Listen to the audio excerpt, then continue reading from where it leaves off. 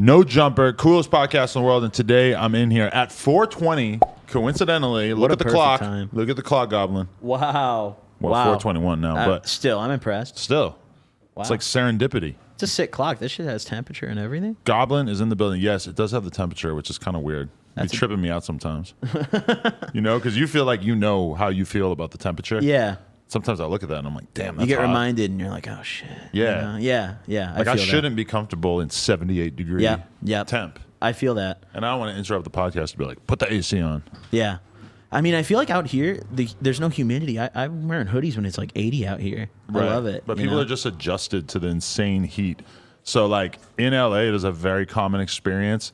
I realized this when I moved here, and it was kind of shocking to me that I would like go to the skate park and there would be like a Mexican kid wearing a black hoodie when it's 100 degrees out with a fucking bong, and he's just ripping fucking bong rips, just hanging out at the skate park, seemingly oblivious to the fact that it's 100 degrees. Yeah. Very common thing to see at the skate park. I could never do that. I mean, when it comes to humidity, I go to Miami a lot. I sweat my ass off down there. Right. I can't do it. Anything past like 85 with some humidity, I'm gone. Go to Vegas in like July. I would never. Terrible. I would never. You could suggest it. I'm not doing that. I'm outside smoking a blunt after Tana Monjou's wedding for some reason, her fake wedding. Which I remember seeing that. Flew to Vegas. This is how much of a clout chasing loser I was. Flew to Vegas to see her and Jake Paul get fake married. And then I'm like outside trying to smoke a wood, and it's like 2 o'clock in the morning, and it's still so unbearably hot that I could like barely light the thing. It's terrible. So how was that wedding in person? Because I remember I watched a lot of that online. Being there, it was pretty clear that it was fake, yeah. Yeah, I mean, even from the videos, you could definitely pick up on it. So I'd imagine. Yeah. Was it fun at least? It was all right, you know. Fuck yeah. Clout shit. Good enough. You do anything like that?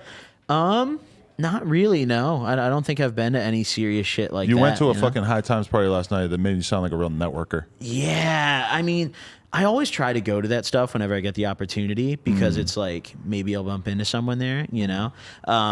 And I totally misunderstood what the event was when I read the email.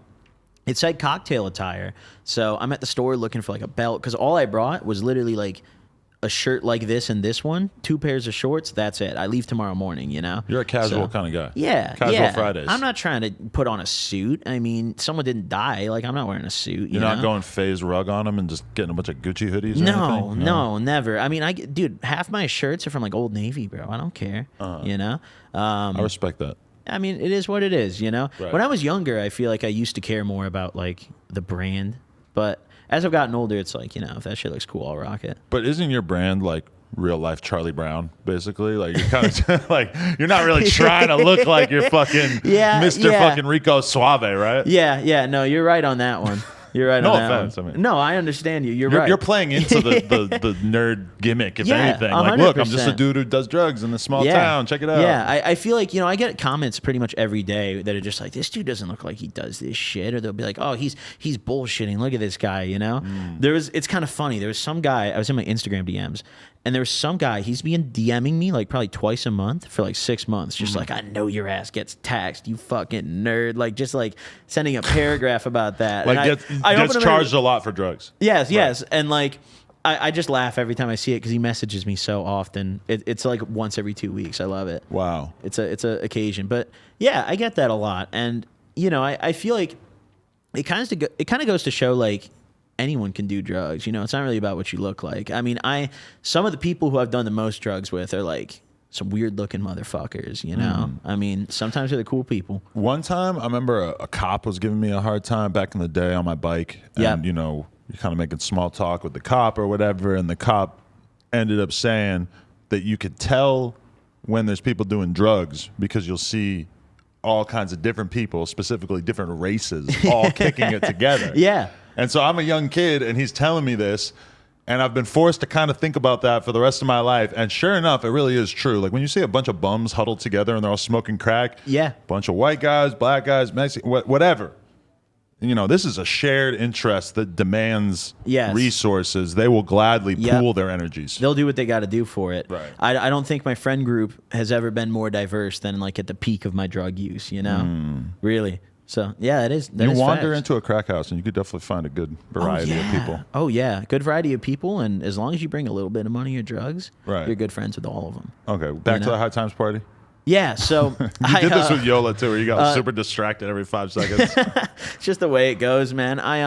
So I thought it was cocktail attire, but in an Instagram story, there was some dude there in like a t-shirt and sandals, you know. So I'm like, oh, dude, we could just go there, you know. We could just put our clothes down and leave. Like, let's just go to the event, right? So, and it's a weed party. You can be wacky, right? I'm figuring like, oh, dude, we're gonna get stoned. We're gonna have a bunch of weed. Like, who cares? You know, they're all gonna be baked, and no one's gonna care.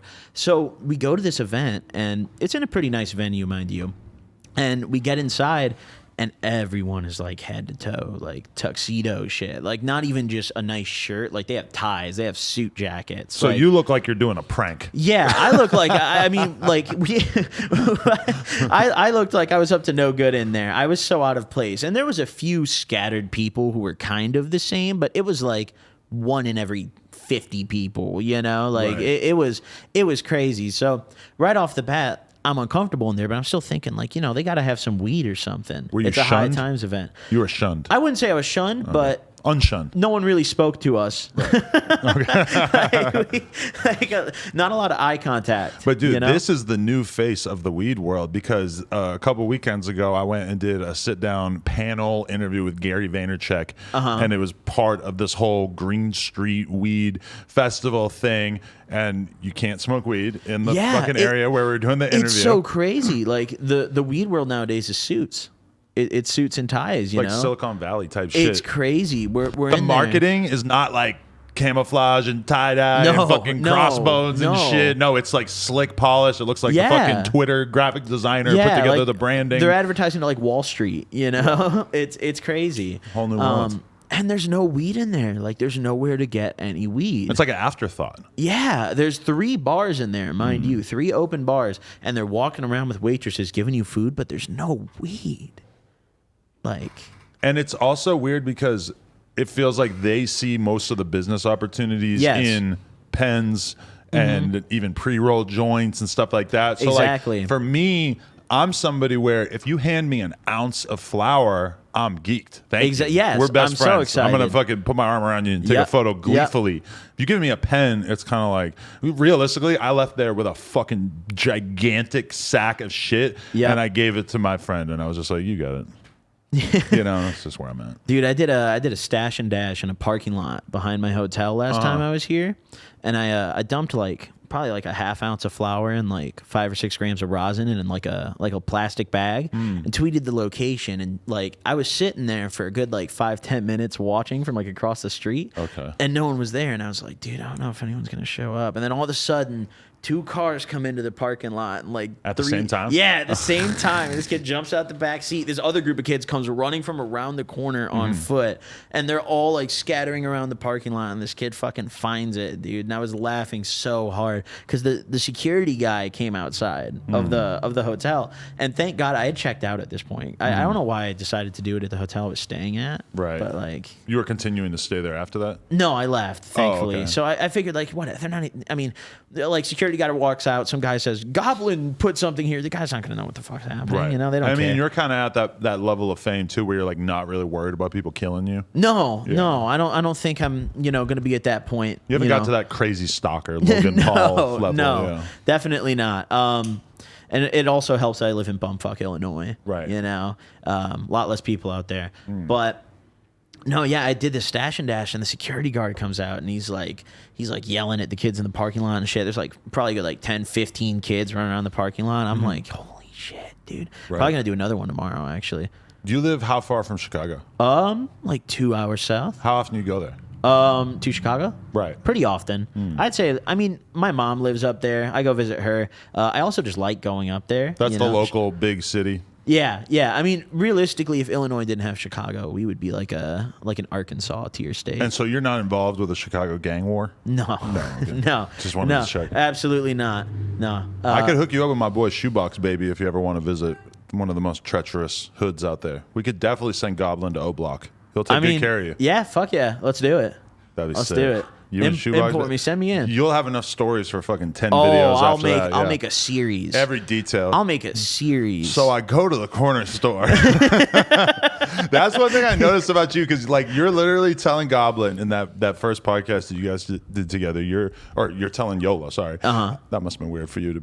Okay. Yeah, I was a little confused at first there. No, that's you're telling him the story about the Uber driver on the way to the airport to go do that interview, and I look at the time and it's like 25 minutes in by the time you get done telling that story. Yeah, I mean know, that dude. you have a knack for it. A lot of people lack that. Sometimes it just happens. I mean, I feel like I kind of lose track of time when I'm talking about shit, you know. And you just bob and weave and go in a million different directions, but it's a real skill, because like so many people can do it just in regular conversation, you know, just sit around with you for 8 hours, but then to do it on a podcast and actually have the shit that you're talking about be coherent and interesting is kind of a different skill. To be able to do it on Twitch or like you, where you're just kind of sitting by yourself recording, to me is also a very impressive, unique skill set, where you're just kind of reacting to the chat or just talking off the top of your head. That's really impressive to me. I appreciate that. Thank you. I appreciate that. I mean, I feel like when I've been doing it for a long time, you know, I started making videos when I was a kid. I was like probably 12, and I was just like playing Call of Duty and shit, you know? And I didn't really like tell stories, you know, I kind of sucked at it, but I feel like it's mainly just because I've been doing this shit for so long, you know? Right. I mean, I've been making like at least drug-related videos since I was like 15. But you always know what you're going in for when you start to record a video. You always know what the tale's going to be. Yeah, I mean, usually the way I've kind of done it over the years is whenever like something happens and it's memorable, like I won't like instantly take note of it, but like I have a little notepad file on my computer where I'll just sit down and I'll be like, yeah, I should make the video about that. If I still remember it like a few days later, then it was, you know, must be good enough for a video. If it was like a fun time or, you know, something wild that I did. So I just I'll pick something out of there, you know, and be like, hey, that was a really good time. I could make a good video out of that and just go in from there. It's interesting because I feel like that's how a lot of YouTubers start, is a lot of YouTubers start by telling all their craziest stories. Yeah. And I see that with girls, where they'll like start a YouTube channel and it's like, I dated Leonardo DiCaprio. Yeah, see, that's not the way to do it. I dated Blueface. You can't do that at the start because you don't have that traction, you know? You gotta kind of... you know, be strategic a bit. But it's like if you put Blueface's name in the title, that's like an easy, you know, attention grab for them right there. But then also I see it with guys where like even some of my early YouTube videos, I was just talking about some fight I got in back in the day. It just stood out to me as like a crazy ass story. When I look back on it, some of it feels kind of cringe because it's just like, who cares? Like, fuck you. I remember when I was, this is years ago, I got in an argument with Keemstar on Twitter. So I made like I made the banger video out of that. What was the beef about? So he had a friend who, for some reason, I have shit thumbnails. It's not like they're good, right? I mean, they're pretty simple. They're easy to make. You could do them in Paint if you really wanted to, you know? He does his thumbnails in Paint, I believe. Yeah, they're not good either. But one of his friends who makes videos took one of my thumbnails and someone like tweeted it at me. This is back when I had like less than 100K subs. You know, I was way smaller. So I tweeted at the dude and I was like, I didn't realize Keemstar knew this guy or they were like close friends. And at this point, he wasn't even involved yet. But I tweeted at the guy and I was like, yo, dude, could you take down my thumbnail? Like, you know, I don't know why you used it. And he replied with some dumb shit. He was like, oh, I found it on Google. You know, that means I can use it, like all that. And I was like, you know, I tweeted. He was like being an asshole about it, you know? Like he wasn't like just being normal. He was being particularly rude about it. So and he had a lot of views, or he was a big... Not a lot of views. Okay. I mean, he had like 60K subs, around the same amount as me at the time. All right. So, I mean, to me, a good amount of views at the time. Right. Worth acknowledging. Yeah, for sure. So we got in like a little back and forth on Twitter, and I like flagged this video for stealing my thumbnail, and I expected him to just take off the thumbnail like they normally do when that happens, but they gave his channel a strike. So then Keemstar got in because I tweeted back at him like a screenshot of the report, and I was like, "Yo, get fucked," you know. And Keemstar replied, and he's like, "You better take down that fraudulent strike. I will be contacting my YouTube reps today," you know.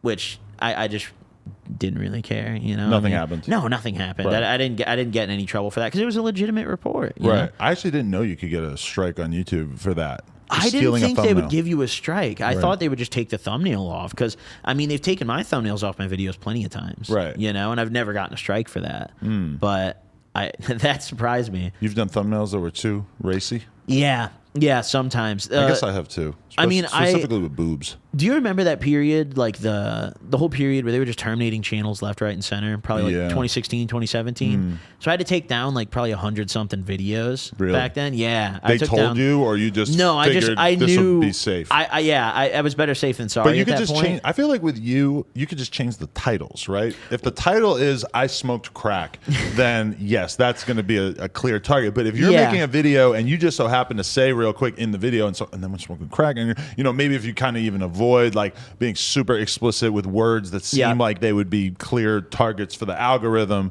I don't know. I mean, I feel like that could kind of... I feel that. I mean, the way I go about it is I prefer to just remake those videos. I have like a vault. Okay. I have them all saved on a hard drive. The ones I deleted back in the day, I still have them. So I can just kind of remake them. So that's kind of the route I take because like they're so old at this point. Like I feel like I wasn't as coherent in my videos back then. So... might as well redo them. But it's crazy when you think about like Yola just not making any money, I guess, on YouTube over the years. Yeah. But like it's weird because he's someone who kind of like very specifically branded his channel as being a weed channel. So he was a clear target for them. Same thing with Custom Grow 420. I'm sure he got his shit nuked and everything. Oh, he did. When you look at No Jumper, I mean, on probably almost every episode, probably 85% of episodes, someone's smoking weed. But we don't use weed in the tags. We're almost never going to be using it in the title. You're not advertising. We're barely talking about it. We've definitely had videos age restricted where like there's a pound on the table. Yeah, that's something I've kind of learned from. I've learned to try to keep it out of the first 5-10 minutes. Definitely. So feel free to light up whenever you feel like it. But yeah, that's a crazy thing because he posted on his story the other day. Yola, he said, "I missed out on. I think he said $3 million." That he would have made on YouTube if he had been monetized this whole time. Yeah. You want one of these? I'm okay. I need tobacco in my shit. I feel you. Yeah. I feel you. You probably got all kinds of weird Illinois wax in there, huh? No, this is Stizzy. Okay. You got that out here? You already hit a dispo? They just brought it to me today. They dropped it off. I'm doing a video for them. Oh, nice. So they showed up at the hotel and just gave me a little box with some cool shit in it. Oh, that's dope. Yeah. Do you have a lighter? Sure. Fuck yeah. Thank you. Is weed is legal in Illinois now? Mm-hmm. So you recreational and medical. So you got dispensaries that you go to out there, or do you buy it from a fucking I don't really go to the dispensaries out there. I get my weed here. I can count the number of times I bought weed at a dispensary on one hand, probably. Really? Oh yeah. I mean, I'll have a guy pull up. I just almost set myself on fire with that. You see that? As long as you don't get the mic. If you set yourself on fire, lighting a joint, that's a me problem. I mean, that's just a viral clip for the ages. I'll be talking about that 10 years I should have held it a little closer. That would have been a fair trade. Passed out and smashed his face on the wall, and I'm still getting asked about it in every interview. I'm pretty sure I saw that clip, actually. Yeah, everybody on Earth saw it. It was like one of the biggest things that ever happened to us. But it's weird what becomes viral because we had a fucking OnlyFans girl talk about how she got her Instagram taken, so she went on LinkedIn and started fucking Facebook employees. I saw you tweeting about that. Right, and that went so fucking viral. It's on every site just from her telling this one tale, which I believe her, but also she could have made that up if she had just thought of it and thought, this would be viral. Was she actually getting her accounts back, though? I guess, but I think she might have. I think she already lost it since this happened, which I felt bad for her even when she was telling the story because I was thinking in my head, that shit I'm like, if you tell this story, you're asking to get your Instagram deleted again. Exactly. Yeah. And to never be able to get it back because they're going to consider you a real existential threat after that. Yeah, for sure. No, they're never approving any of her appeals. Right. She's done for. What's your dating life like right now? I'm in a relationship. I have a girlfriend. For how long? Almost a year now. Okay. Like how'd you meet her? 10, 11 months. Not at the crack house? No, not at the crack house. It's kind of funny, actually. She not in the drug world in general? It's kind of funny, actually. I met her through Twitter. Okay. So she like watched my videos, and I did a giveaway one time, and like she just so happened to win it. So like I DM'd her and I was like, "Yo, what's your info?" I was like, "So an attractive woman just so happened to win the giveaway." Yeah. Now we're dating. Did you use a randomizer to choose the winner, or did you just? Yeah. Really? Yeah. Okay. I'm not accusing you of fudging the rules here. Because I mean, there's like a little bit of a stigma around fucking your fans. Well, also, so how you feel about that? I mean, I don't necessarily. If she's like of age and Yeah. I don't see a problem with it. I think it gets weird because you see a lot of influencers who talk to girls who aren't, and that's kind of where the weird part comes in. But I mean, Yeah, if your fans are like 18, 19 for sure, and you're like 37, yeah, exactly. for sure. Yeah, she's 22, I'm 23. But so. it's like I feel like the stigma around fucking fans. Like, I mean, if you're Future and you got all these like grown ass women loving your music, I mean, of course you're gonna end up fucking fans. Yeah, you find me a woman who's not a Future fan. And I mean, I think it's a little different for me at least. I mean, it's not like I'm going around like hooking up with fans and shit. You know, I mean, she's like the one that I spoke to a little bit, worked out. How far she live away from you? She lived in Florida for a while, but she's moving in with me like actually next week, pretty much. Wow. How much time concurrently have you spent with her? Are you worried at all a lot. that her moving in is going to explode in your face? Not really, because I'm in Florida. I mean, she comes with me to most of my trips out here. Okay. And other places too. I go down to see her like once a month. Okay. You know, I'm down there a lot, and it kind of works out well because I have a lot of people that I work with that are down there too. So you know, like I know a guy who does glass down there that I talk to. I go down there and hang out with him. There's a lot of other people in Miami that I know. How encyclopedic was her knowledge of your content when you met her? It was very impressive, actually. Really? So on my Twitch streams, do you stream on Twitch at all? I play poker on Twitch a bit. You know the whole like channel points thing? Yes. So I had a thing where if you got enough channel points, you could redeem like a Twitter follow, right? And she was one of the first people to have enough points for that. Okay. I found out like later because like one day she like told me your Twitch name and I was like, that was you? Like, yeah. So she has a very good knowledge of my content for sure. Okay. And so when you meet a girl though, does she like, let's do drugs? No, she doesn't do that shit actually. At all? She drinks and she smokes and she does acid and that's it. How much acid are you doing? Not that much nowadays. Really? You slow down? I trip once every like 2-3 months. Okay. It's nothing like it used to be. I mean, when I was younger, I would trip multiple times a week. You know, I would go through these phases where I would go up and down with my drug binges and I would always be doing a different drug, but I'd be doing shit every day. So like if it was acid, I'd be tripping every 2-3 days, you know? If it was coke, I mean every day, all day, you know? I mean, it's weird because there's a lot of different types of drug addicts. And when I'm listening to you talk to Yola, it's kind of like, wow, this guy's a very different type. He's the kind of guy who's getting fucked up, but kind of like in an intellectual way where he's like, you know, sort of probing the inside of his brain. He's very thoughtful about it, and then he's making content about it. In a sense. It's a different look than like a lot of the people I know who are fucking just wilding out on drugs. It's kind of like they're just stuck. They're like, they don't realize what's happening to them. They don't realize how fucked up and sad their life is, you know? And I think when I was younger, it was kind of like that, you know? I mean, it's not like I feel like my drug use now is very different than it used to be when I was younger. Back in high school, I mean, I would do anything to get high. I mean, I would sell shit. I would, you know, steal stuff to get money for drugs. It's not really like that anymore. You know, I feel, I mean, all I do nowadays is psychedelics. I take acid and I smoke weed, you know? I drink occasionally, but I haven't done coke in almost a year.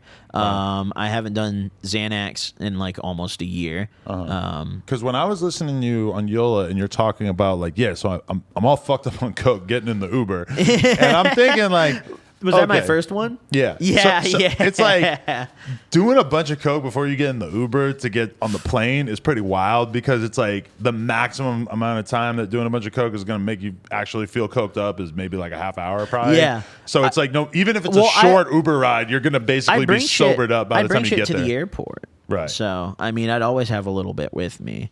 So you would have what, like a little shooter thing so you could just... So what I had is I would take saran wrap. And I would roll up these thin little tubes, and I put them in cinnamon capsules. Okay. And they'd still have a little cinnamon in them, so it would kind of coat the outside, and you couldn't really see it. And I just bring like 2 or 3 capsules with me. Have like not too much, maybe like 1.5 grams, but enough to make me not really fiend for it. Okay. And bring that through. When your coke usage was the worst, how much were you doing?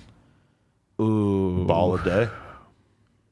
At my peak usage, yes. Not like every day back to back to back. I'd do like a ball and then I'd have to kind of like chill out, do like, a gram the next day. Right. But bare minimum every day, like probably gram and a half, I've had many 8-ball days though. Right. And what are you doing while you're fucking blowing through grams of coke? Are you The thing playing is, video games? Yeah, it wouldn't prowling normally, the streets? It wouldn't normally change what I did. I just play games, hang out with my friends. I did coke pretty socially, but the thing is, like, I wouldn't stop when I went home. All my other friends would, stop doing blow and they'd go home and go about their life or whatever. And I just go home and keep doing it. I went through a phase where like I spent all my money on coke. Right. I mean, back in 2019, I didn't have very much money. I had a little bit saved up. I had a pretty good amount of money saved up. From YouTube? YouTube and just other stuff. I mean, I like to save. So back then I had like $20,000, $20,000. So a good chunk of change. You bought a brick? No, I didn't buy coke all at once. I should have, looking back. But throughout the next like 2-3 months, including my income, I blew all of my money. Wow. Like I just went broke. So by the end of my binge that summer in like early September, I had like $20 to my name. Wow. Like nothing. And was that an eye-opening experience? Yeah, was that kind of sure. like rock bottom in a way? For sure. I mean that, and I also I had a time where I stayed up for 3 days just getting geeked, and it was like alone at my house the whole time. Right. And I started like hallucinating and tweaking out, and that was towards the time where I also ran out of money. So it was kind of a combination of those things that made me like, damn, I had to slow down. But what's it like being a content creator when you're doing that much coke? I mean, I wasn't very good at it back then. Really? Looking back at some of my videos I'd make when I was fucked up, it's super funny to me because you can just hear it in my voice how fast I was talking. Right. I mean, I was like a machine gun, dude. I was just like spitting words, dude. Right. But it also, like, I wouldn't work very hard at it. I would just try to bang out a video as quick as I could to go back to doing whatever I wanted to do. Because like when I'm coming in here to do like 8 hours of interviews, sometimes I'll just be thinking like I could totally eat a half of Adderall or something and just really use that as the fire to like push me through this day. But I haven't done that in like probably 10 years at this point. I feel like when I'm on, like when I would do coke, I would think I was more productive than I really was, So like I would think I was getting all this shit done, and then in reality I'd made like one half-assed video and then sat there playing video games all day. Right. I think that's kind of like the real thing is like people who are able to channel their drug usage into the arts versus people who allow their drug usage to destroy them. So you go downtown to Skid Row, you're going to see a lot of people who allow their drug usage to absolutely destroy their life. You look at a lot of like, even I think about like movie directors in the 80s and shit who are fucking making all these crazy fucking ridiculous movies and they're doing insane amounts of coke. There are people who like were in the period of their drug use in which they were able to funnel it into creativity and they did incredible shit with it. Yeah, plenty of people who are creatives have done drugs and done like some of their best work on them. Yeah. But also there's plenty of creatives who have just ruined their lives with them. Right. It's probably more common. Yeah, for sure. It's probably like a good 20 to 80 ratio %. I don't know. I would advise most people to just not even try the dragon of stick trying to the weed. Maintain that. Yeah. Stick to the weed, honestly. I mean, it's something I've learned throughout my drug use. Weed's Stick really to the weed. only, yeah. Interesting. Yeah, me too. I mean, I stopped doing everything at one point.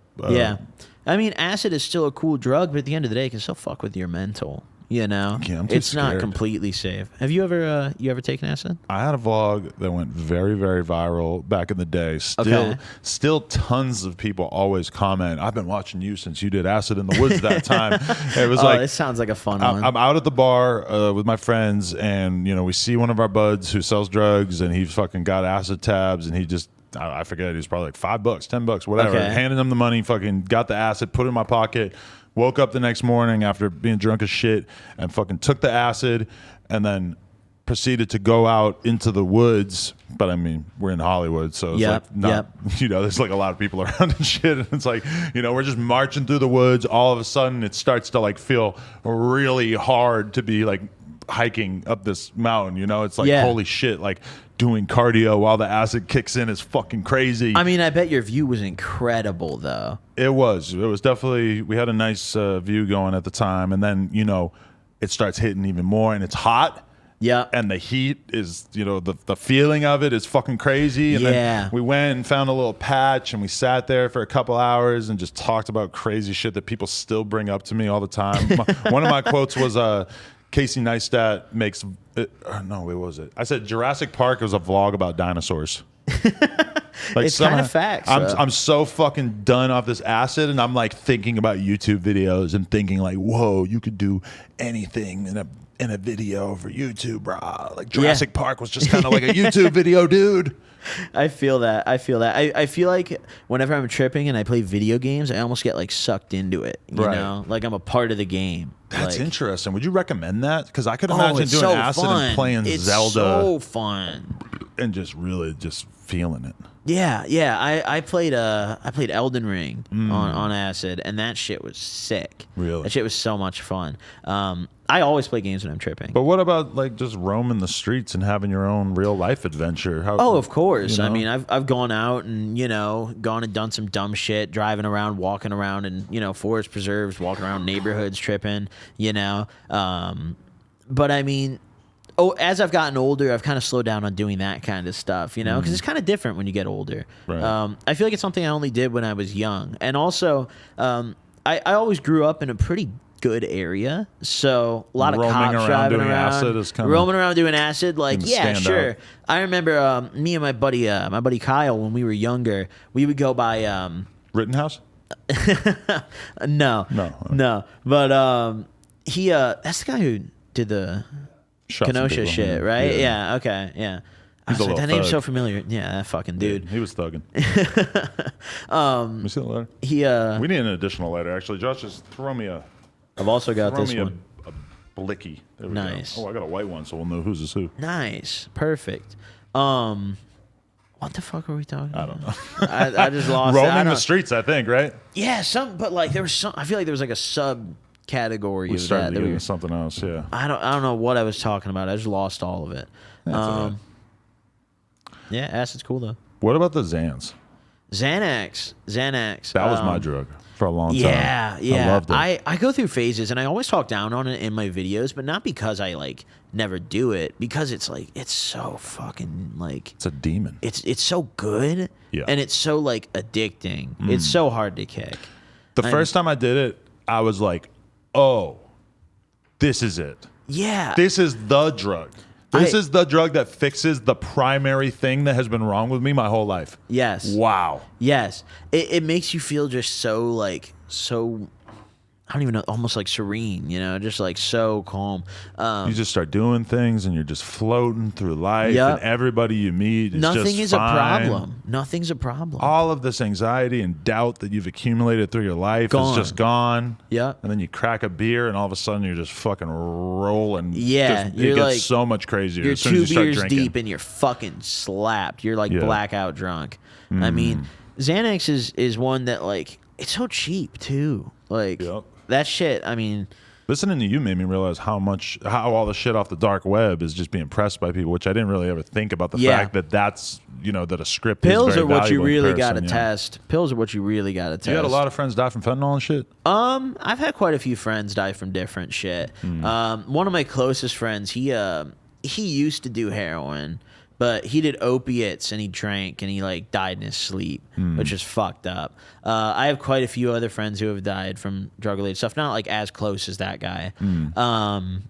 But I mean, in general, like everyone I know who still does the same kind of drug use that we did when we were younger is like either dead or in jail. Right. You know, like I know very few people who are still doing that shit who are not in a very bad position right now. And you are still dancing in the water trying to not get wet. Yeah.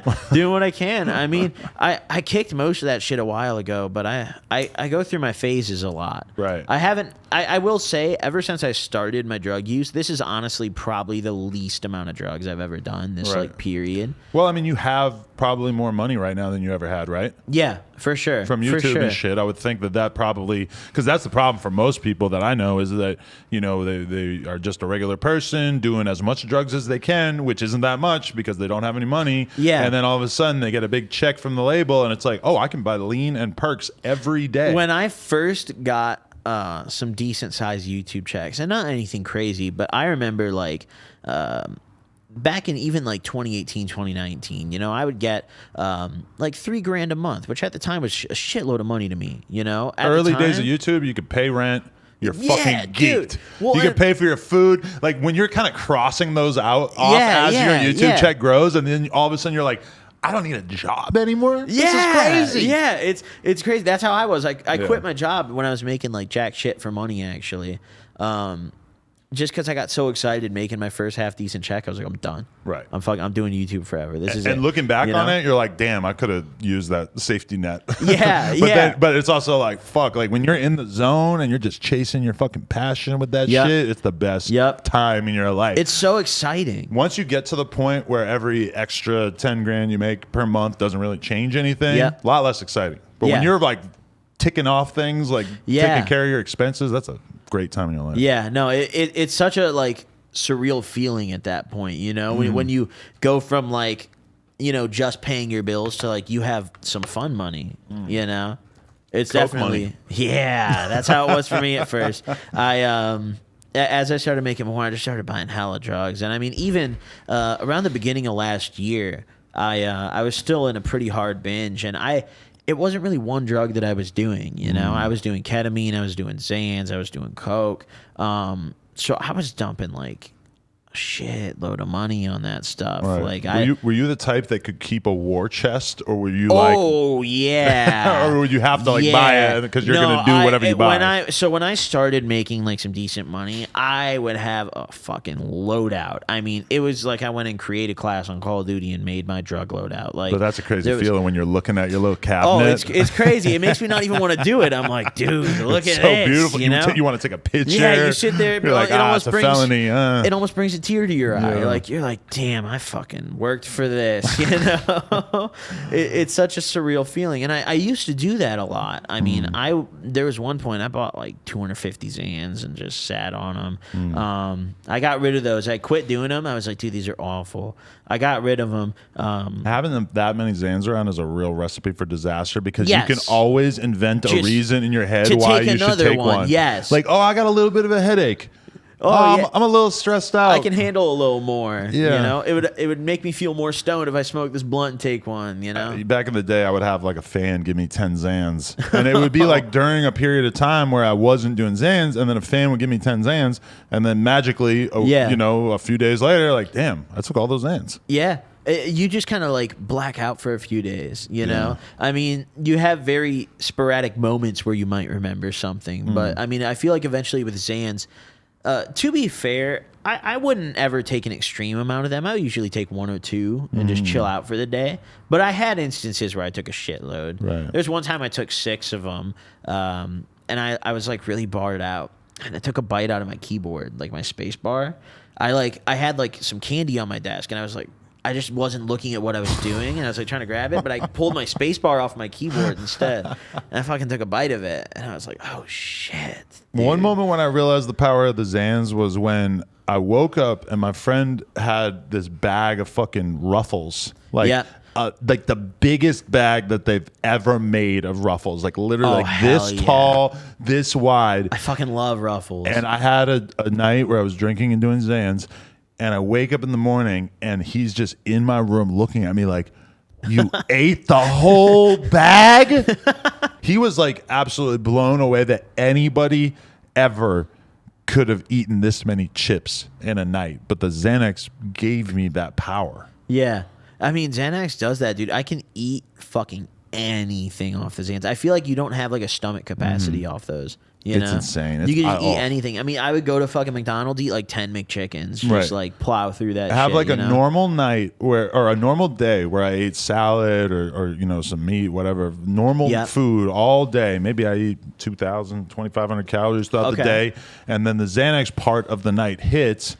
And all of a sudden, it's like, no, It's I'm over. consuming 4,000 calories worth of 7-Eleven food. Yeah, I remember for a while I used to go like I would get barred out and I would go to this like 7-Eleven and I would get the fucking like sandwiches they have in there and just like the destroy worst 'em. sandwiches known to Yeah, man. like the fucking egg salad You used to sandwich eat the in egg that salad, bitch. yeah. Yeah, I'd Yeah. just go in that bitch and grab it and I'd be We have a barred lot out. in common, my friend. I mean, That was my poison for a long time. dude, yeah, because like deep down, they're not the worst, you know? Yeah, I mean, at the end of the day, it is 2 pieces of bread with some stuff in between. Yeah, But yeah. I had many a night in Long Beach when I lived out there in which, you know, this is like pre-Postmates, pre-Uber Eats. So it's kind of like, you know, if you wanted to eat dinner, Yeah. and I'm not exactly rolling in cash, so, you know, Uber Eats is kind of expensive. Yeah. So many a night, my dinner would be me walking over to the 7-Eleven and getting like the egg salad sandwich.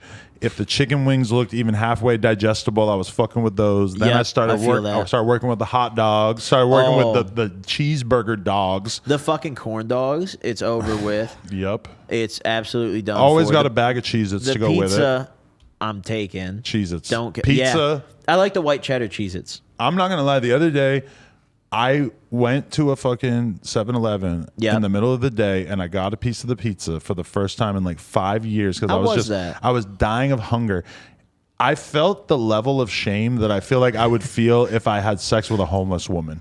I felt like I was slumming it by eating that pizza to a level that I was like, it was like See, a disgrace to my name. That's But it how was I so feel. good. That's how I feel with McDonald's. Right. I feel like McDonald's is garbage. I feel like such a sleazebag when I eat It's that, like you know? hopping in a time machine back to the time in my life when I had no self-respect and I thought Yes. this was a normal thing to eat. Yes, Yeah. yes. Just like going through the drive-thru and getting like a McChicken. Yeah. you know? The drugs is good for that. Yeah, for sure. I mean, I would do coke and not eat for 3 days and then go eat like 7 McChickens and like 2 fries, you know? You don't really know Coke until you don't eat for 24 hours. Yes, yes, and you don't think about it. Yeah. It never crosses your mind. I would sit and I would wake up, you know, after binging for a couple days, and I'd be sitting there thinking, like, when's the last time I had something to eat? Right. And it's been like a day or two. I was you in know? Vegas and we were doing so much Coke, and I remember all my friends went to a diner and I went with them, and we had been up for probably 24 hours getting fucked up at this point, and they all ordered sandwiches and fries. And I'm looking at the menu and realizing that even though I haven't eaten for like an entire day, Yep. that I cannot eat anything, that there's nothing on this menu that looks even halfway appetizing. And then my friend's food comes and I don't even want to steal a fry. Even the best food just looks like shit when you're coked up. Yeah. Like, it's just terrible. Nothing's appetizing. Right. I mean, I can eat like, you know, some fucking ice cream. Right. You know, like I'll get like a McFlurry or some shit. That's it. You know? Yeah. And that's, a lot of times your brain does go to sweets. Yeah, yeah. Whenever ketamine, I'm the same way. Whenever I'm on ketamine. Let's do this. So we have a co-host named Lil House Phone, and for the Okay. record, he doesn't actually like do a lot of ketamine. I think he's done it before, but he's not like a big ketamine Okay. guy. He's more of a coke guy, realistically. Okay. But for some reason, we just always make the ketamine joke to him, and he made a song that was like, I'm off the ketamine. Okay. And so, we always kind of give him a hard time about it. But then in reality, we don't actually know anything about ketamine. So give me the full picture of what this is like as a drug. Ketamine, the main way I do it is I do lines of it or bumps. But there is liquid ketamine as Okay. well, which makes for an interesting experience. But ketamine is a strange drug because it's like a totally different drug depending on the dose. Okay. If you do like a little key bump of it, it almost feels like you're crossfaded, like you had a few drinks and you're stoned, you know? It gives you this really like warm, kind of energized, like chill feeling. It gives you almost like a sense of tranquility, you know what I'm saying? Well, it is a tranquilizer. Yeah, it is a tranquilizer. They Right. use it at the vet. But it feels good in lower doses, but once you pass a certain point of doing a certain amount, which is a very thin line, like you can do even, one bump more and cross the line from like just buzzed to K-hold, and that's when it gets kind of spooky. Right. Because once you pass that point, you lose almost full control of yourself. Really? So when they say K-hole, you'll just be sort of like... So, no, you'll be conscious. Okay. But you're like just you'll stuck. be, let's say you're thinking of something to say, you'll try to say it and the words won't come out. You won't be able to move your limbs as easily. I mean, I've had points where I literally couldn't move my arms, Like Right. I was stuck. You at least for me, I would get this almost like black border around my vision, like you've seen in like the movies or the video games when like someone's waking up, it's in like first person, almost like that, you know, like you got that little border around your vision, and it just feels like you're trapped almost in a way. I know some people that love it. I don't know how you could love it. But I know some people that really enjoy that feeling. To you, it's one of those drugs that you kind of just do because it exists, but then when you do it, you're like, I don't really want to keep doing this. So I would do it mainly because in small doses it feels so good, you know?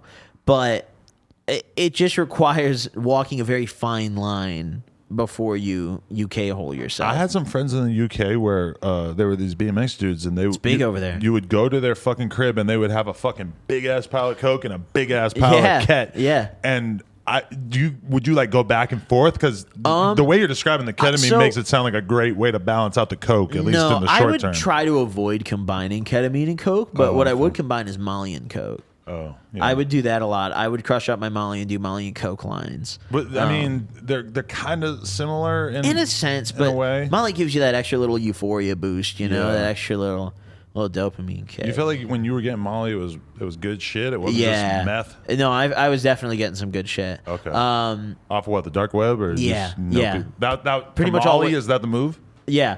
I mean, well, maybe not nowadays, but back in the day, yeah, that shit was the play. But you don't do the dark web thing anymore? No, I mean, I haven't done any of those drugs in a while, honestly. I've been trying to just keep it to my acid and my weed. Right. But with the acid, I've had a stockpile for a little bit, you know? But the government is just powerless to stop people from fucking continuing to do the dark web? Well, the main thing is they can't filter all of the mail well enough to stop something like that, you know? And looking through the x-ray, I mean, for example, acid is like super easy to ship because it's just a strip of paper, yeah, you know? That's gotta be the easiest. Yeah. Oh, it comes in like a letter, bro. Sometimes they'll just write like a poem and then like fold it around the tabs and put, you know, something on them and just ship it. I mean... But in general, I feel like they can't process enough of the mail. Right. And pretty much everything that's shipped nowadays is smell-proofed anyway, so the canines don't really do shit at this point. And at those facilities, they just walk dogs around that shit and x-ray it, which you got a Mylar bag, they're not going to see through it. You know, you're chilling. Right. And if you do get caught receiving, it's not that big a deal, right? That's How big a deal is it? It's pretty illegal. But they can't prove that you bought it. So... if you're smart. So the thing is, if you accept the package, this is what I'm, you know, at least what I know of. But if you accept the package, then you're in trouble. Like if you open it and take it. But if you like, let's say you don't take it, you know, or they like bust in your house and you haven't opened it yet, they won't, you know, they can't do anything. Yeah, what if you get it and just leave you it can in just your put it house on the for a few counter days? for like a week, Now, let me just say that there are no fucking drug users on earth who are going to be able to control themselves enough to not open their Silk Road package. Imagine having a box with like a pound of weed in that shit and you can't open it for a week. And dude. you don't know if it's going to be the thing you ordered or if it's going to be some bullshit, yeah, right? It's going to be good or bad too. Like you have no idea. And you're sitting there waiting. I mean, not many people are willing to do that. Right. But okay, so with ketamine. Yep. Why do you think it appeals to so many fucking hipster ass party chicks out here? Why has it become such a rage? It's a cheap drug because you don't have to do very much of it to get fucked up. Right. And it's a very unique feeling. Like it's a really good party drug. Right. In low doses, it really is a super good party drug. I'm not really the kind of guy who goes to like those EDM shows and concerts like that, but you know, I know people who do, and all of them do hella ketamine. You know, they love that shit. Right. I think that shit's probably better for shows than like acid, personally. Cause you see people ruining their lives off ketamine. Like, is it going to take you down, or is it like the other drugs that you might be doing along with it are more likely? The people that I know don't really necessarily like exclusively do ketamine. You know, right? I feel like everybody who does it is doing a bunch of other shit that's more dangerous than it. So I don't know if I'd say the ketamines were doing it, you know, but in general, yeah, people who do ketamine usually do hella drugs because I feel like if you're like a you know, someone who doesn't do a lot of drugs, you're not going to hear about a tranquilizer and be like, let me get that shit. But it's weird too because I see fucking ketamine ads on Instagram and shit now. They do ketamine therapy. Yeah. Yeah. It's a little different though. I think they use like less of it. It's got to be way less. And I think they IV it. Like when they start doing like MDMA therapy and shit, it's gonna be like 1% of any amount that any Molly head has ever done. Well, MDMA is so bad for you. Really? It's so bad for you. Is it? I didn't know that. Yeah, it's really bad for your brain. They used to act like it was the fucking perfect drug. Oh, far from it. Really? Far from it. Yeah, MDMA is really bad for you. I don't know if there is anything close to the perfect drug nowadays. Really? A lot of my subs have been telling me to try to get Quaaludes. You never got one? No, I've never done ludes. Wow. I mean, I'm 23, dude. Ludes were gone before I was even born. You know who I was just kicking it with, who allegedly, well, he said it in his book, but he has like, I think 4 Quaaludes in his possession, was Dan Bilzerian. How much money you think those are worth? I don't know, but okay, so Jordan Belfort, a.k.a. the Wolf of Wall Street. Yep. I believe that I'm getting the story right. In Dan Bilzerian's book, he said that Jordan Belfort came to his house for a party or some shit, and found out that Dan Bilzerian owns some Quaaludes, and was like trying his hardest to get them, to get Dan to give it up or to fucking buy them or whatever, and Dan would not part with them. Since Dan doesn't need money, so I mean I don't blame him, honestly. Right. Like that's like one of the wonders of the world at this point. I mean, like I'm pretty sure from what I've read online, they still make them in South Africa, but they're not the same. Really? They're not like name brand Quaaludes, but it's the same drug. I don't think Jordan Belfort would give a fuck about the South African version. I think he wants those ones that he was fucking railing back in the day, right? Yes, he wants the OG ones. It's like people who want oxys. You know, they're not very common nowadays, but like. You know, people don't really want to settle for other shit. But do you, when it comes to Quaaludes, do you think anything happens to a pill after like 40 years or whatever? I don't know, because like, I mean... like the aspirin has an expiration date. Yeah, but I never know if I should believe it or not. Yeah, right? What does the expiration date on a pill even mean? Like, what happens to it? That's what I'm saying. Like, on a molecular level, what the fuck is happening? Because really, it's not like the pill is like melting or like expiring. I mean, it's just this solid pill. It's not a peanut butter sandwich. How could something how could potency go down? You know, right? I don't get how that could happen. Honestly, because I guarantee someone has made a video about this. Yeah, there's got to be like a really in-depth, like, and you can make a video with what you found. I could do some research. I know that's the one shitty thing about podcasting is that there's just Joe Rogan's got his Jamie. Yeah, but I don't know if I want to like put that on our employees. Like, hey, figure out what happens to a pill if it erodes for 40 years. Yeah, do this shit real quick. That's a kind of specific request. Yeah. Yeah. Oh man, having someone Google for you, that's a big task. Medicines have expiration dates, so you know when to use them by. After the expiration date, medicines may not be safe or as effective. You should not take medicines after expiration date. I mean, I could have guessed that was what the National Health Services were telling the world. Yeah, that's like a very generic answer, but like... See, that's why, Googling is not easy. It's not for everybody. But what is like the cause, you know? That's what I'm saying. We're going to figure it out tonight. We're going to Google it. Actually, the comments will probably just tell us, so we don't even have to Google it. Oh, you're probably right. Yeah. That's when I first realized, when I first seen some baller shit. Well, maybe not first, but like I was around Gary Vaynerchuk, and I realized that he doesn't even pull out his phone to Google something when they're talking about something that they don't know. Yep. He just says it to one of his employees, like, hey, look that up. What, really? And I was like, whoa, that's a fucking boss move. I'm a total pleb out here just pulling my phone out and going to Google and typing something in. Like looking something up for yourself. That's outdated now, I guess. Yeah, but you have to have a lot of faith in your staff. Yeah. That they're going to be able to do that for you. Yeah, do it quickly. Oh, look at this. Certain expired medications are at risk of bacterial growth, and subpotent antibiotics can fail to treat infections, leading to more serious illness and antibiotic well, that's antibiotics. We're not doing that. We're trying to get fucked up. What kind of bacteria, though? You ever snort an antibiotic? No, I don't think I have. You know what antibiotics are? Is the thing that when you're looking through some random person's medicine cabinet, you find them. And you get a little excited at first. You're and it's like, what no, the fuck is this? Shit. You see that orange and white pill bottle, and you're like, fuck yeah. Yeah. You know? You start to get a hard on. Yeah. No. I remember when I was, I didn't do it, but when I was younger, my dog had like an anti-anxiety medication. It was basically Xanax for dogs. Right. And I was like really debating on snorting it. I was like, fuck. Dude. You didn't end up doing it? No, I didn't. I stopped myself. But I was like, I had no money, and I was like, dude, I might try it. Well, so Josh, who works here, he at one point, because he's my brother-in-law, him and my sister, they had my cat, rest in peace, Tony. You would love him. But they had to bring him on a plane, and so they had to give him like cat Xanax in order for him to get on the plane because he was crazy and he would be meowing nonstop the whole time. And so they did a little test run before he got on the plane. And so they give him the kitty Xanax and he's walking around like me or you, like, like falling all over the place.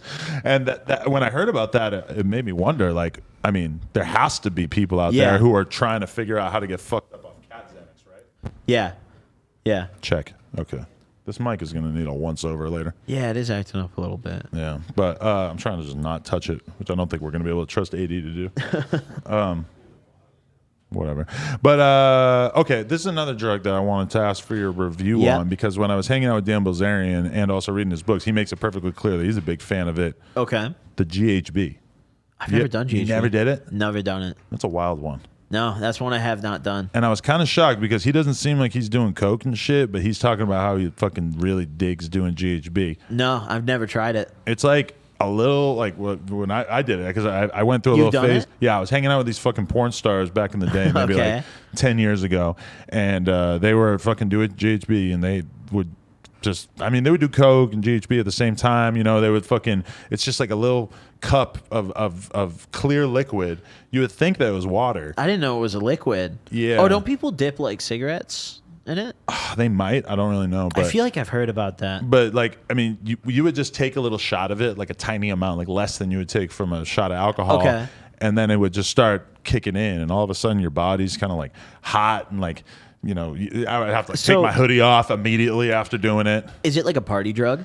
Yeah, but then once you've done enough of it, you basically are like passed out, which is why it's the date rape drug that people use it in that way. So it would be weird because I would be hanging out with these chicks and they'd be doing it and having a fucking good old time, and then all of a sudden they've done enough and they're just passed the fuck out on the couch for like, I don't know, like a half hour or something. Yep. And it would happen to me too, more or less, where I like, but sometimes I would be like the last man standing, where I'd just be looking around the room like, what the fuck? Like, this is crazy. And then fucking, you know, at some point they just kind of come back to life, keep partying. Yeah, I feel that. I feel that. I mean, I don't know if I would ever be willing to try that one, honestly. I feel like I think it's pretty safe from what I know. Is Although it safe? I have no idea how people get it. Well, I mean, Dan Bilzerian's still doing it after all these years. I've never been like offered GHB. I've never like met someone who's like, yo, you want some of this shit? You know, I don't. How do you find a plug for that? I guess have no idea. Those girls were the only people I ever knew who had it, and but they made it sound like it was super common in their circles. Like they would just, it was a very normal drug to do. I mean, they've got a unique circle, I guess. I mean, well, yeah, porn star valley vibe. Is it like a sex drug? Definitely, that was a big part of them doing it, is because you get so like loopy and just it just gets kind of like fun, and you're just completely like, you don't have a care in the world and shit. Yeah, okay. I think for sure people were fucking on it a lot, but yeah, that makes sense then. Yeah, I mean, it gets a weird rap because it's like people know it as the date rape drug, even though like people take it themselves. But I remember I had a friend, because when I stopped kicking it with these girls, all of a sudden, what do? They start preying all my fucking homeboys, and my homeboys just want to do coke at that time and just want to party and shit. So they fall into the web, and all of a sudden they're like doing the exact thing that I had been doing for a few months of like going to this house in the valley and doing hella coke and doing GHB and shit. But my one friend, he had never even done GHB, and he walks into the fucking room and he's hanging out with them or whatever, and he points out the cup of GHB and goes, is that water? And they go, yeah. He goes, all right. And he just like drinks like an inhuman amount of it. And so then the next day, he's got to call me and tell me like, yo, you know that girl that you were fucking up until like 2 weeks ago? Like, I got really fucked up. I don't remember it, but I'm pretty sure I fucked her. And I had to be like, bro, I don't fucking care. You know, like, at that point, I was like trying to cut ties with her. So as far as I was concerned, like, okay, you fucked her, good. That gives me another good reason to not talk to her anymore. But yeah, that was a little controversial for a minute, because a lot of my friends didn't believe that he didn't remember it. But I'm like, no, I've done this shit. I 100% believe that he doesn't remember. Is there like a limit to how much, like, is there like an overdose amount to GHB, or like? I probably should have known before I did it. I don't know shit about it. Yeah, that's a good thing to know before you do something, I feel like. You ever do fentanyl on purpose? No, not on purpose. I've done some opiates before, but opiates were never my thing to begin with. Really? That's like the one drug category that I never got very much into. Really? I didn't like them. Like, I've done oxys, I've done perks, I've done narcos, I've done hydros, you know, my fair share of opiates. I've tried lean, don't like it. You don't like lean? Okay, no, here's the thing. Lean is, okay. It's cool. I remember just the synergy it has with weed. Like just smoking a blunt is so nice. Right. But that shit's expensive. Like It is. It's insanely expensive and now. it's gotten so much more expensive. A player drug. I tried it like 4 years ago. Right. I tried it back in like 2019. You know, so 3 years ago. But still, I mean, it was even cheaper back then. I mean, it's ridiculous now. I don't really know the going rate for like a pint now. Like 5 years ago, it would be common in a rap song for people to like joke about other people paying $60 a line. Yep. Now 3 times that, or 2.5 times that, or whatever, is the norm. I've seen well over 100 a line, like very standard now. Like I've seen people talking like 180 a line, like 200, like it's crazy shit. That's insane. Yeah, that's insane. But I'm not gonna lie, if I find a pint for like $3K right now, I'm probably gonna have to invest. It's like Really? Bitcoin. Really? But the problem buy is, and hold. Buy and hold. I had one, and it ended up taking me like 6 months to drink it because I just kept pouring up like one line, and then I would just like not do it for a few weeks. And then I'd do like 1 or 2 more, and like it's just fucking, it's nice, dude. I can't lie. It's fucking, that's a great. You buy NFTs at all? I have a punk. Nice. Me and my girl went halves on a punk. That's fire. That's romantic, huh? That's dope. That's dope. You into it? You're gonna start shilling yours right now? No. I buy NFTs, but I don't have any like punk tier shit. I just buy little stuff, But how do you figure out what NFTs you want to buy? Honestly, I just kind of go by which ones look cool when I'm stoned, Like, I'll just, like, look at trending shit and be like, if that looks cool, cop it, I mean, the prices have plummeted, so it's probably a good time. My whole portfolio's in the red, pretty much, with, like, 2 exceptions. Yeah. But that's okay, My good crypto time to buy portfolio more. that said, like, 120K or something. Yep. That's a cool 75 now. I was holding a lot of Ethereum, a lot of other shit. Not that much Bitcoin, a lot of Ethereum though, and that's not doing too. But are you still a believer? Oh yeah, for sure. I mean, it's a great time to buy. Right. A few years from now, I mean, we're gonna be chilling. Right. So I wonder, when you look at the map of like Bitcoin's price over time, this doesn't look that scary. No, it doesn't. And thinking about what it must have been like to be holding Bitcoin for like 10 plus years is like insane. To just, you look at that price graph and you're like, this is the fucking mood swing, insane emotional roller coaster that many people I know have been on for all this time. Yeah, I mean, Bitcoin would drop like 80%, 90%. I mean, imagine like that feeling, you've got however much money you've got and it's just all gone. You have no choice but to hold. You can't. I mean, selling is pointless at that point. And I know a guy who got his balance taken when they did the Mount Gox hack. I heard about that. I've read about that. Boom, lost a quick $500,000. That's fucking crazy. And he's like a poker dude, so he is a person who knows a shitload of people with crypto, and he meets people like me all the time. And I meet him, and what's a logical question to ask once you figure out that he's moving a fuckload of money around online and he's staking money and giving money to all these people? You say, "Oh, like, so have you made a fuckload of money off crypto over the years?" And he's, you don't really want to talk about it because it hurts. It's tough to make money off crypto. I feel you gotta really time it well, and you gotta really have some balls to watch your money go down like that, because it's not just gonna pump up immediately, Yeah, like I have a friend who at one point he was telling me that one of his, because he's a personal trainer, and one of his clients that he trained is a guy who was for a period of time making a lot of money selling his NFTs of his artwork. Yeah. And he asked me, he's like, "Do you think I should buy one of these?" And I was like, well, I think the main question you should ask yourself is, what could potentially happen to this NFT that would increase the value? Like, do you believe that this artist is going to be 10 times more popular in a few years, or do you believe that NFTs in general are going to become so much more popular, etc.? I was like, if you really honestly feel that, then it is a rational thing for you to invest a couple grand in or whatever.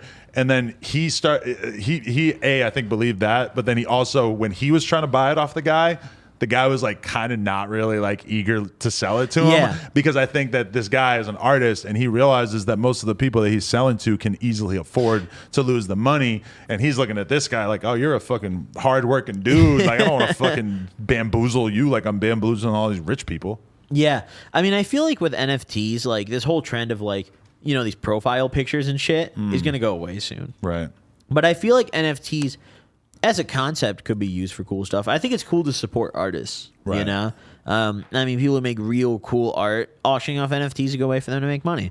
But, you know, I think the whole, like, you know, fucking, you know, you got, like, the 8 pictures, you know, you got, like, all these different characters. I bought plenty of those to make money. That doesn't mean I necessarily think they're going to be around forever. Right. I'm just kind of buying them for a little quick cash. This is rich guy shit from you, huh?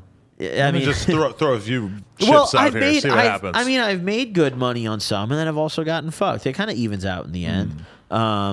But I know people who like quit doing everything that they were doing Just for NFTs? and started just nonstop. All they would do was tweet about NFTs and See, no. apparently be selling and trading and buying NFTs all the time, constantly talking about these new projects, whatever. And some of those people I don't even want to hit up right now to be like, so how's that going? Because I feel like the answer would probably be kind of depressing. Yeah, brutal. They're probably like fucked up and crying right now, you know? I know a guy who got so into NFTs that his job fired him because he wouldn't stop talking about NFTs all the time. No joke. Where'd he work? I shouldn't say, but a place that you would think would be a pretty cool job to have, basically, in the cannabis industry. Cool. And he would not stop talking about NFTs allegedly so much that they fired him. And then a couple months later, boom, this big NFT crash happens. And then I start reading his fucking Twitter feed, dude, and it looks like a fucking suicide note because this is such a sad state of affairs. Yeah. And I'm really feeling for him because, you know, a lot of these people who are losing all this money in crypto, they are people who they feel like they've been in some way kind of wronged by society, that like there's all this wealth that has been accumulated at the top of society, and they feel like they've basically, by being born middle class or lower class, that they have been completely kept out of this new of all this wealth that has been generated over the past couple 100 years. And I feel it. But, you know, you see people just wanting to believe so much that they're willing to completely put any sort of common sense to the side. Yeah, I think crypto is something you should do as like a side thing, but don't invest money you're not willing to lose, you know? I mean, some people, they make it their whole life. And I mean, for me at least, it's like if I invest money into crypto, like, yeah, I'm hoping to make money. I'd love to, but like I invest amounts where like if it goes to zero, I'm not going to fucking die, you know? Like I'll be all right. So. KSI lost $3 million on Luna. I saw that. Which, granted, he is very rich. But, I mean, he also makes money in some, like, pretty more, you know, reasonable, like, sweat equity type fucking ways. Like, he tours as a rapper. Yep. I don't know how big his shows are or whatever, but, like, I would maybe guess he could get, like, $100,000 in a night from a show or something. Yeah, he probably makes good money off that. So when you think about that, that's like $100,000 a night off a show. That's 30 shows. That's 30 fucking shows. That's a fucking tour, bro. That's a world tour. I mean, I would assume that KSI's wealth is to the point that like $3 million really doesn't mean that much to him. But like once you compare it to all these other things that you're doing to make money, it's got to be like, damn, what the fuck? I remember I was reading the Reddit for Luna, and the day that crash happened, it was one of the most depressing like things I've ever seen on the internet. It was just people talking about, like, this one dude was like, I lost the house, my wife's gonna leave me, like she's gonna take the kid, she doesn't know I bought Luna. Like just so many threads like that of people who just lost like everything. It's crazy. It's supposed to be a stable coin, just got destroyed. I know. What a time. What a time to be alive, dude. Yeah, crypto's insane. It's really progressed in the recent years. You know, I mean, NFTs are a fairly new thing, you know. Crypto's, I feel, finally mainstream, you know. I'm not selling my punk. I still believe that if there's any NFT that I believe in long term, now 400K, whatever it got to 450K at one point. I remember that. So we were feeling pretty smart because we bought it at 160. Yep. And it was 80 like a couple days before that. So that felt kind of dumb. Like, damn, we could have saved 80K if we had actually got the transfer to work 2 days earlier. Yeah. But I still look at that like, okay, there's a chance. Yeah. I mean, it's definitely going to get bigger. There's so many big players who hold them. And CryptoPunks, they're one of those things that just like, they're like a historic one, you know? Like, they're like an OG NFT. I'll ride it out. Yeah. But is it ever going to be worth $1 million? I don't know. Why? I don't know. I think it depends on the price of Ethereum. And it depends on the price. It depends on people's ability to make NFTs like an essential part of existing. Like if NFTs become extremely important as time goes by, which I think the jury is still out on that. I could see that that's still happening in a lot of ways. Then for sure. Then the punk seems a lot more interesting. For sure. I feel like the public perception of NFTs is pretty negative right now too. Super bad. Yeah. I would hate to be somebody who had like invested my whole life into doing this and wanting to make it this fucking... and just like people just hate nonstop. Yeah, like, and because it's like everyone else, if you are doing it in an ethical way, there's 5 million other people doing it in a shady way that are clearly going to drown out what you're doing. There's so many bad actors in the space. Yeah. There's so many. Do you feel, just a side question, do you feel like you, because of the fact that you got the success off of talking about drugs, do you feel like that kind of encouraged you to do more drugs and that it sort of enabled you in that way? Sometimes, put pressure on you? When not necessarily put pressure. I personally feel like whether I made videos or not, I would have been doing the same drugs around the same times. Right. I feel like there was a certain point where I did kind of feel like I had to keep doing shit for videos, you know? But I've kind of realized over time that, like, I don't really have to do that, you know? I don't have to just exclusively make story videos. I've been making a lot of different content lately. Right. I've been trying to branch out more, you know? I've got a camera now. I've been vlogging and stuff. Right. Making a podcast, doing some stuff like that. But did it ever occur to you, like, if I do heroin... I'm probably not going to die. The meth there's one. people all over the world doing heroin.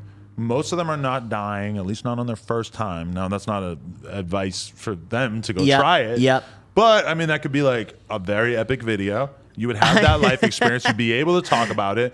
That go through your head at any point? Like, maybe I should just do heroin. So, I get a lot of comments telling me to smoke meth. Like, all the time. Me too, oddly. Yeah, I don't know. People really want to see me do meth.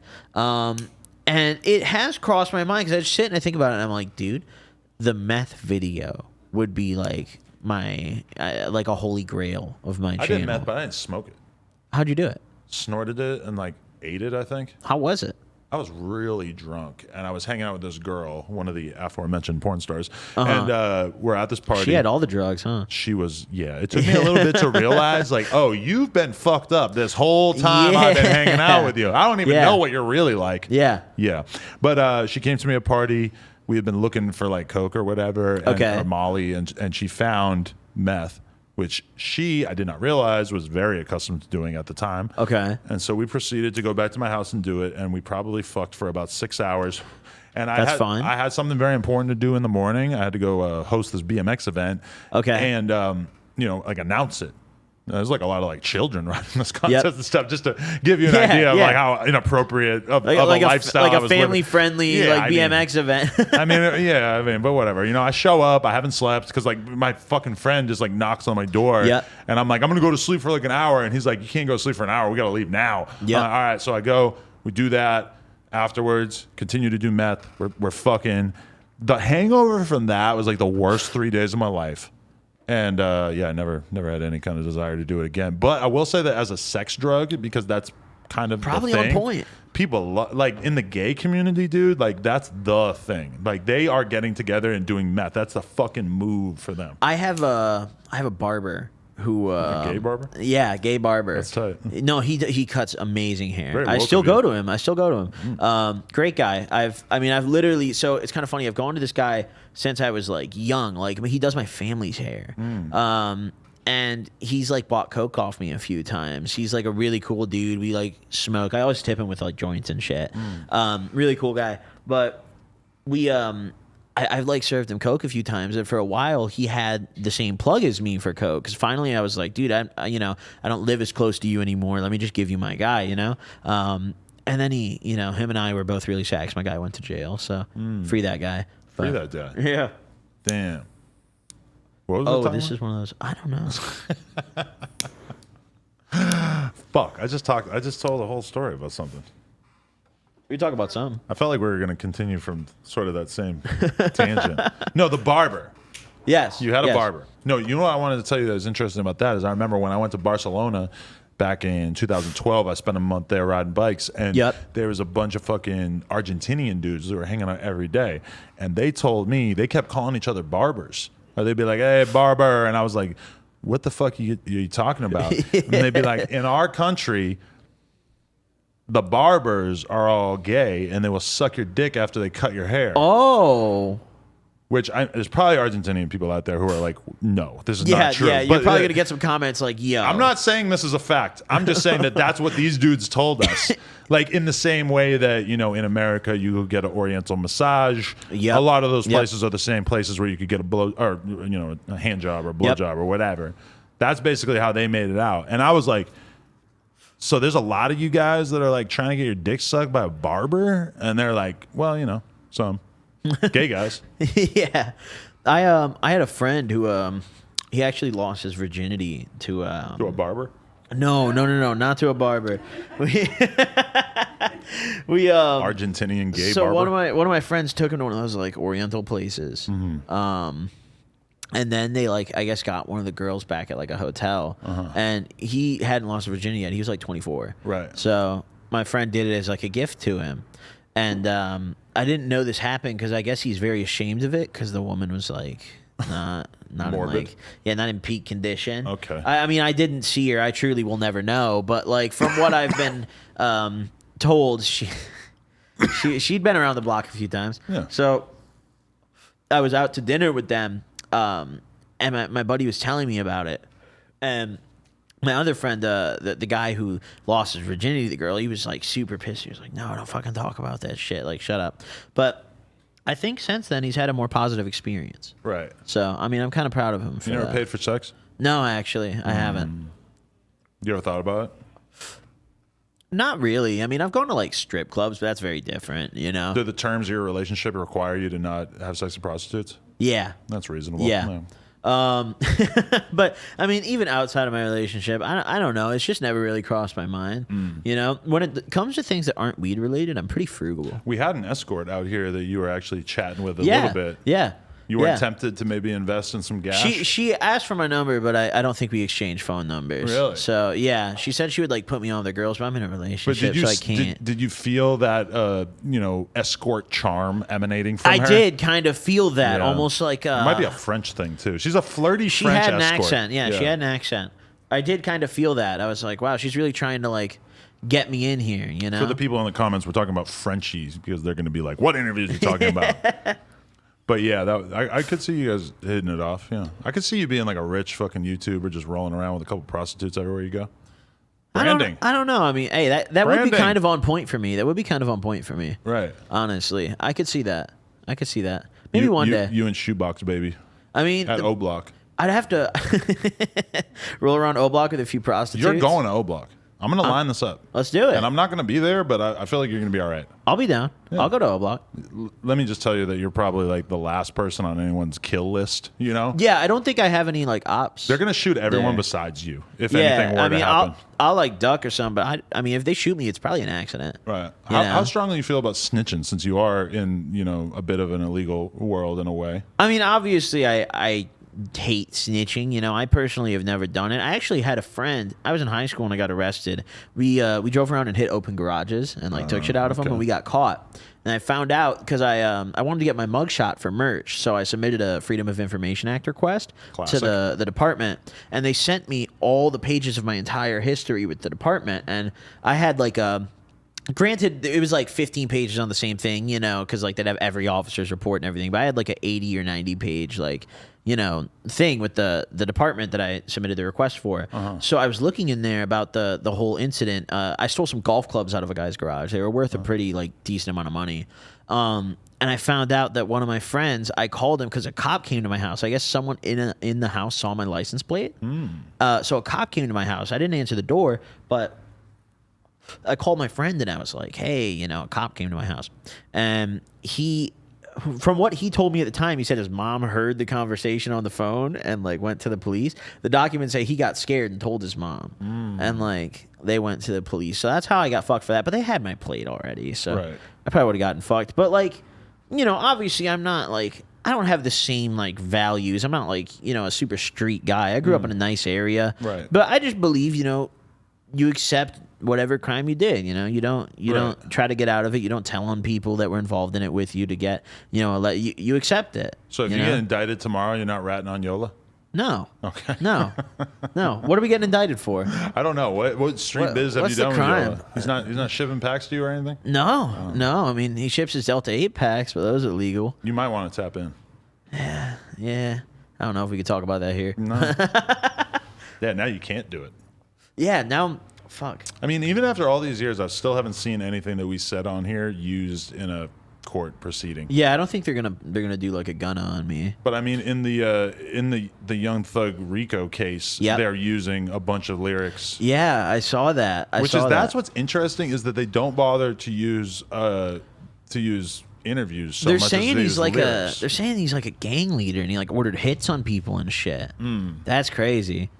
That's crazy. I don't know about that. I mean, I guess I'd never know their inner workings. I just listen to the music. I mean, assuming that what they're saying is true, in a way, it doesn't surprise me because I feel like as a rapper, you just feel like, if you're having these conversations about street business behind closed doors, you're just assuming that you're not liable to get caught for this. For sure. And if it wasn't for stuff like the RICO Act, they wouldn't be able to put it together.